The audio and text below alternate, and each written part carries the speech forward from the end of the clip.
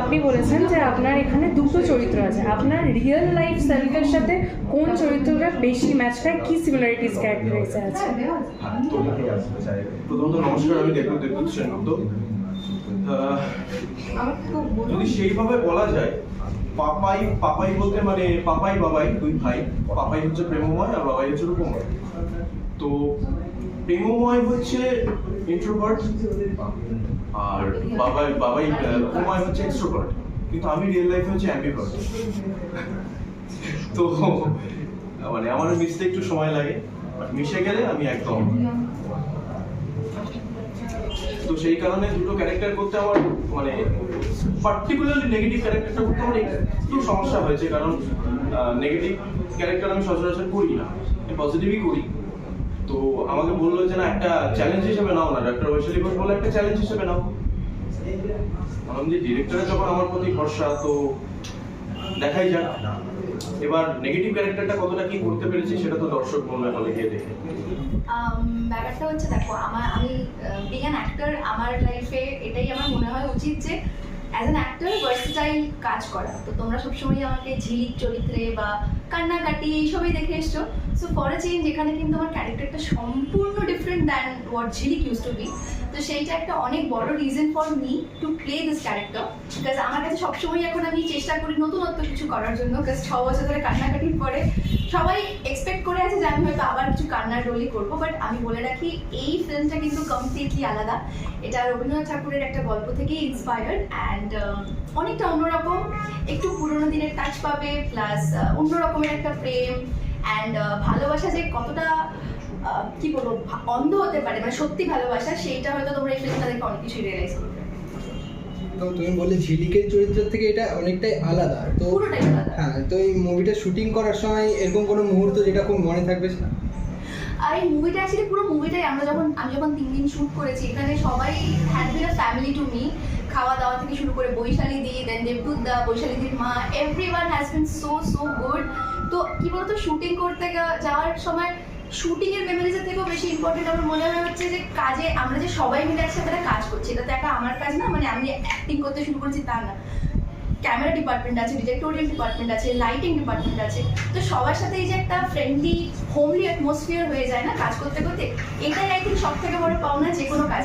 তো আর কাজের মধ্যে তো টুকটাক মেমোরিজ থাকেই, কিন্তু এখানে প্রত্যেকটা দিনই খুব হাসাহাসি, খুব আনন্দে, মানে শুটিং করছি মনে হচ্ছে না, মনে হচ্ছে সব ফ্যামিলিজদের মধ্যে আছি। সো এটাই আই থিঙ্ক আমার ভীষণ ভীষণ ভালো লেগেছে এখানে কাজ করে। তুমি বললে যে একটা আলাদা ধরনের প্রেম আছে, তো এই আধুনিক যে এই জেনজি প্রেম, এটার সাথে এই তোমার এই মুভির প্রেমের কতটা তফাৎ? আই থিঙ্ক দেখো পুরোটাই তফাৎ। তুমি যে বলে জেনজি, এখনের জেনারেশনটা জেনজি জেনারেশন, বাট এই যে প্রেমের গল্প এখানে আছে, এটা কিন্তু সম্পূর্ণ আমাদের মা বাবার সময়ের যে প্রেম, মানে একে অপরের সঙ্গে 1-1.5 বছর দেখা না হলেও তাদের প্রেমটা কিন্তু অটুট। এখন তো ভীষণ ইজি, মানে দেখা হচ্ছে না, কথা হচ্ছে না, ঠিক আছে নেক্সট ওয়ান। সো এখানে এরকম তো একেবারেই না, উল্টে তোমরা হয়তো অনেক জেনজিরাও দেখলে বুঝবে যে না, I think we've been doing this wrong. তো কোন কোন লোকেশনে শ্যুট করা হয়েছে? কোনো মজার মুহূর্ত, কোনো মজার লোকেশন বলতে আমাদের বেশিরভাগ শ্যুটটাই কলকাতায়, কিছুটা আউটডোরে হয়েছে, পাহাড়ে। অ্যান্ড মজা, দেখো location is not the thing, জানো তো। মজার ক্ষেত্রে আই থিঙ্ক এনভায়রনমেন্টটাই ম্যাটার করে। আমি খুব সুন্দর জায়গায় চলে গেলাম শ্যুট করতে, কিন্তু যেখানে শ্যুট করছি, যাদের সাথে শ্যুট করছি, তাদের সাথে সেই কমফর্ট জোনটা নেই, তো সেক্ষেত্রে তখন লোকেশনটা আর মজার লাগে না। তো আই থিঙ্ক লোকেশন বা আউটডোর শুটিংয়ের থেকেও বেশি ইম্পর্টেন্ট তুমি কলকাতাতেও যদি শুটিং করে, একটা ভালো প্রোডাকশন হাউস বা ভালো টিম থাকলে কাজটা যেন খুব বেশি ভালো হয়। অডিয়েন্সের জন্য কি বলবেন? অডিয়েন্সের ব্যাপারে আমি একটাই কথা বলবো, তোমরা ফিল্মটা দেখো। আমাদের ফিল্ম রিলিজ করবে আজকে, ফার্স্ট লুক লঞ্চ হচ্ছে, অ্যান্ড আই হোপ তোমাদের সবারই খুবই ভালো লাগবে। আমার অভিনয় ছাড়াও, আমি ছাড়াও Debdut da, Priyanka, everyone has been very very very good, and আমাকেও তোমরা অন্যরকমভাবে দেখতে পারবে। সো অনেক অনেক ব্লেসিংস চাই তোমাদের থেকে। তোমরা ফিল্মটা দেখো, কেমন লাগছে অনেস্ট রিভিউ দিও, অ্যান্ড আমাকেও কেমন লাগছে কমেন্ট করবে, আমাকেও কেমন লাগছে জানিও। সরি, এই চরিত্রটার সাথে এই অ্যাক্টরকে মানাবে বলতে গেলে দেবদূতের সাথে আমি প্রথমবার কাজ করছি না, ও আমার গত 8 বছর ধরে বন্ধু, এবং সত্যি কথা বলতে গেলে ওকে নিয়ে আমি প্রচুর শর্ট ফিল্মে কাজ করছি। ওর অন্যান্য যে শর্ট ফিল্মগুলো দেখেছি সেগুলো প্রত্যেকটাতেই ওকে আমি দেখেছি রোমান্টিক রোলে কাজ করতে, কিন্তু আমি ওকে দিয়ে একটা বাচ্চার বাবার কাজও করেছি। তো এই জায়গাটাই আমি দেখতে পাই, ও যেরকম ভালো প্রেমিক হতে পারে সেরকম ভালো মানে he is a very good actor. তো সেই জন্য আমি দুটো ক্যারেক্টার ওকে দিতে চেয়েছি, কারণ এই সুরূপা কুরুপার যে আমার কনসেপ্টটা, যে এটা বিল্ড আপ করার জন্য, যে আমার যে বন্ধু সে থিয়েটার করে, সে পাঞ্জাবি পরে, সে পাগলপাড়া, তাকে দেখে হয়তো কুরুপা অতটা ভালোবাসে না, কিন্তু সেই যখন একটা গাড়ি নিয়ে আসছে, একটা স্যুট পরে আসছে, তাকে দেখে সুরূপা হতে ইচ্ছা করছে। তো তার জন্য আমার এই টুইং জিনিসটা দরকার ছিল। আর ভালোবাসার জন্য যদি বদলা নিতে হয়, তাহলে একই মায়ের গর্ভস্থ সন্তান, হোয়াট ইজ মা, এখানেও একটা মেন ক্যারেক্টার, যে ক্যারেক্টারটা সমাধি প্লে করেছে। মা তার এক সন্তানকে বলছেন যে তুই যদি পা চাস তাহলে তুই মহাদেব হয়ে ওঠ, আমার কুসন্তানকে তুই হত্যা কর। এই দরকারটা ছিল, কারণ পা must be demolished। আপনার কোনো, আমি মনে করি এই পৃথিবীতে কোনো পুরুষের কোনো অধিকার নেই কোনো নারীর ইচ্ছার বিরুদ্ধে তাকে ছোঁয়ার। It has to be punished, এবং এই পানিশমেন্টের জন্য শুধুমাত্র ক্যান্ডেল লাইট ডিনার বা কোনো বা candle March, sorry candle dinner নয়, ক্যান্ডেল মার্চ, অনেক ধরনের প্রতিবাদ সমাজে পুরুষদেরই এগিয়ে আসতে হবে। সেখানে যদি একটা পুরুষ প্রেজেন্ট থাকে, আমি আমার সেই পুরুষ সঙ্গীকেই, আমি একটি ছেলের মা, তো আমি প্রত্যেকবার 8 মার্চ উইমেন্স ডেতে আমি একটা কথাই লিখি, আমি আমার যখন পিরিয়ডস হয়, yes I openly telling you because I am a doctor, আমার যখন পিরিয়ডস হয়, আমার ছেলে কিন্তু এখন জানে যে মায়ের পিরিয়ডস হয়। তো আমি ওকে এইভাবেই বিল্ড আপ করতে চেয়েছি যে কালকে যখন ওর স্কুলে পড়ে, ওর যদি কোনো বান্ধবীর প্রয়োজন পড়ে, অন্য বন্ধুরা যদি সেই স্কার্টের দাগটা নিয়ে হাসি ওড়ায়, ওর ব্যাগে যে 10 টাকা 15 টাকা 20 টাকা যেটুকু ওর ক্ষমতা, কি 50 টাকা আজকালকার দিনে, ও যেন সেই বান্ধবীকে প্যাডটা কিনে এনে দেয়, যাতে ট্যাবু ট্যাগটা সরে। একদম আমি চাই এই পুরুষ, এবং এদেরকেই আমি প্রপার পুরুষ মনে করি। পুরুষ, মেয়েরা অবলা নয়, কিন্তু মেয়েরা প্যাম্পার হতে ভালোবাসে। সেই জন্যেই মহাদেব, দেবাদিদেব এবং পার্বতীর কনসেপ্টটা এখানে এই জন্যই আনা হয়েছে যে মহাদেব ছাড়া পার্বতী থাকতে পারতেন না, সেই তৃণায়ন থেকে শক্তি না বেরোলে পার্বতী থাকতে পারতেন না। যদি দরকার পড়ে আমি আমার বউয়ের হাতে ত্রিশূল তুলে দেবো, যাও গিয়ে বধ করে এসো। আবার যখন তাণ্ডব করবে সব ছেড়ে বুক পেতে দেবো, রাঙা চরম বুকে নিয়ে নেবো, দিয়ে জড়িয়ে ধরবো।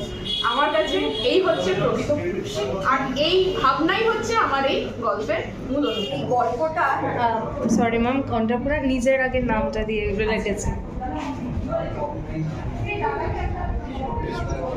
নমস্কার, আমি ইতি দাস। আমি এই গল্পে চিত্রাঙ্গদার চরিত্রে রয়েছি এবং চিত্রাঙ্গদার একটু এজের চরিত্রে আর কি।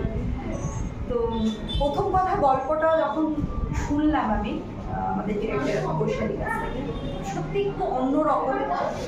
এবং ভালোবাসা, এখন যে মানে ভালোবাসাটা বলতে, এখন যে মানুষের মধ্যে ভালোবাসাটা নেই বললেই চলে। মানে সত্যি যে ভালোবাসা তো অনেকগুলো রূপ হয়, আমরা মানে বিভিন্ন জায়গা বিশেষ, মানুষ বিশেষ ভালোবাসাটা আমাদের বদলে যায়। তো সেই ভালোবাসাটা অনেকটা মেকি হয়ে গেছে আমার কাছে। মনে হয় যে এখনকার মানুষের মধ্যে সেই আন্তরিকতা, ভালোবাসাটা অনেকটাই উঠে গেছে।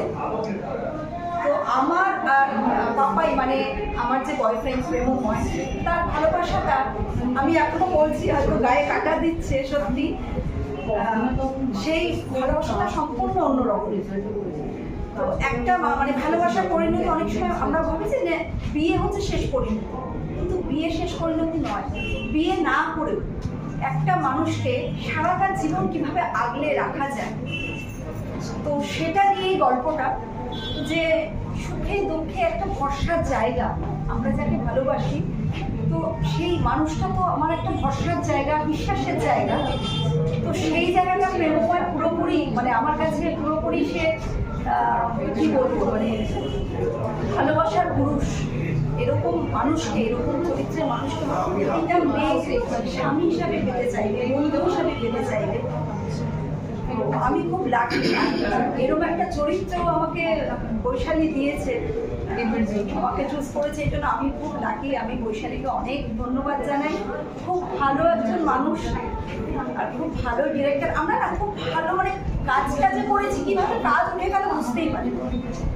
মানে সকাল থেকে এসেছি, ওই বেলা যেদিনকে শুরু হয়েছিল মারাত্মক বৃষ্টি, তো আমরা কেমন হচ্ছে পিকনিক করছি, যার যখন শর্ট হচ্ছে চলে যাচ্ছে, শর্ট দিচ্ছি, আবার এসে গল্প করছি, আড্ডা দিচ্ছি। কখনো মনে হয়নি কেছে।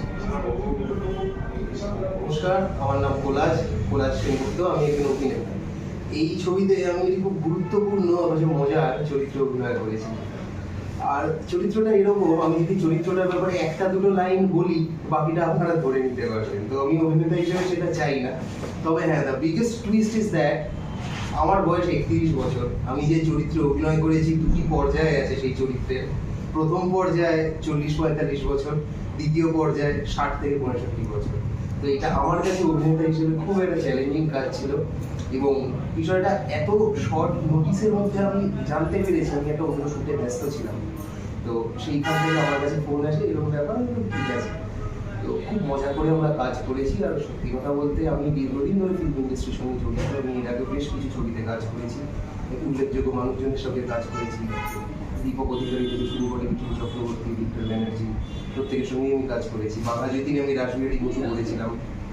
তো আমার এটা ভালো লাগে অভিনেতা হিসেবে বিভিন্ন চরিত্রে, বিভিন্ন আদলে, বিভিন্ন ছাঁচে নিজেকে করে নিই।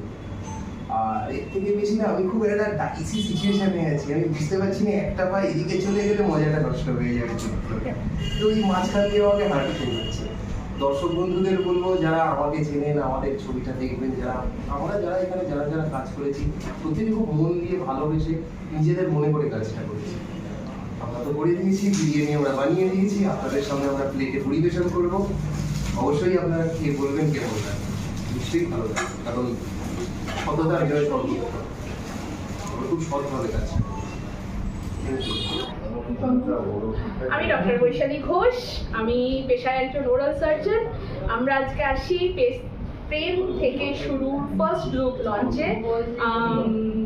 মানে অপেক্ষাকৃতভাবে আমি মুভিটার director, writer, script writer, choreographer. তো সেই জায়গা থেকে আপনাদের সকলকে বলবো, মুভিটা আমরা অনেক অনেক অনেক কষ্ট করে বানিয়েছি, পুরো টিম।